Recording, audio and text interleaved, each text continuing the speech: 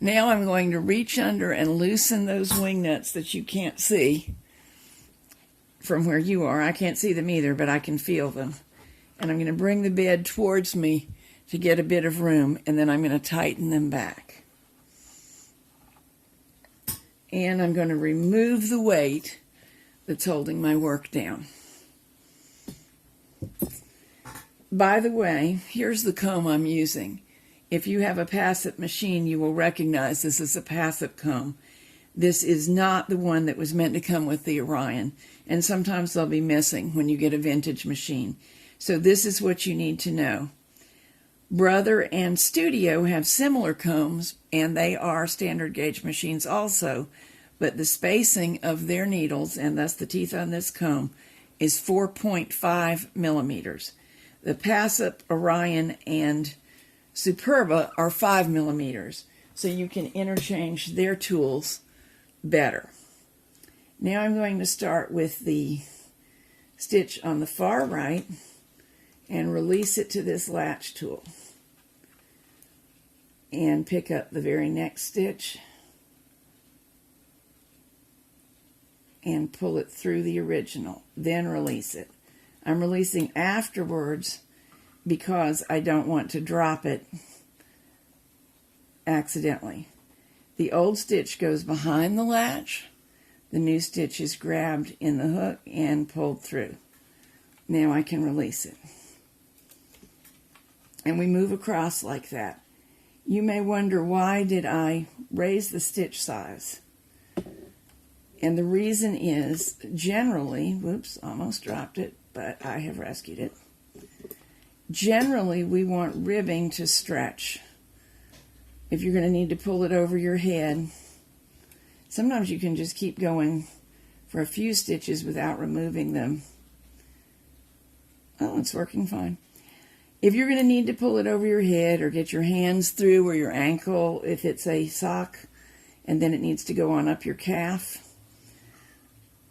we need a little bit of extra yarn there. Now I'm getting uncomfortably tight, hard to work with, but we can loosen matters up by releasing these stitches one at a time.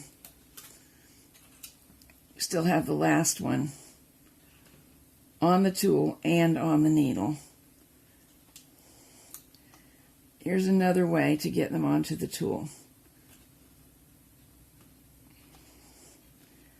You end up just with what I had before. It's just a matter of which is more convenient to you. Sometimes I do the back bed one way, like that, insert and pull, and the front bed the other way.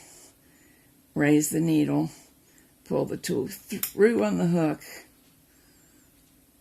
pull one loop through the other. The thing is, it's a symmetrical activity, but you're not sitting in a position that makes symmetrical movements possible. We can't sit between the two beds, which would be that. Let's try it this way.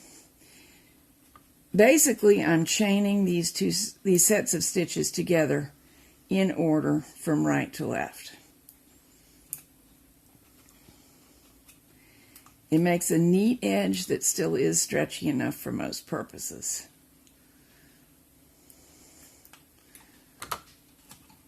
This one's getting a little bit snug, so I'll do that, release them.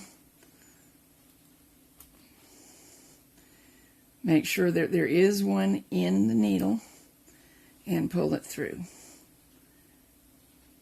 Pull this one through, release.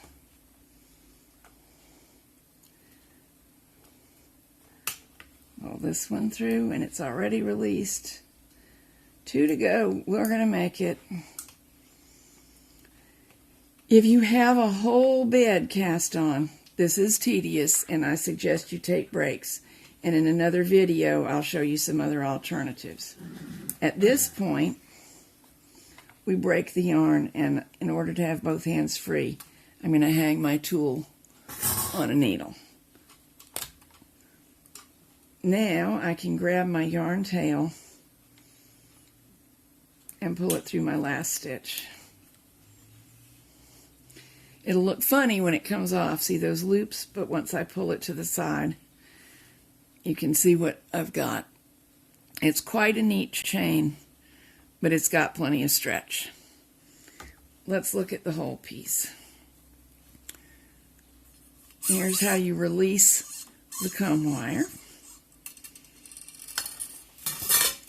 Usually when ribbing comes off the machine, you have to give it a lengthwise pull, and this machine is like all the others in that. Pretty ribbing, good-looking ribbing, good-looking stockinette. And once before I got on with you, I tried it out, of course, and got the same results. Very, very pretty.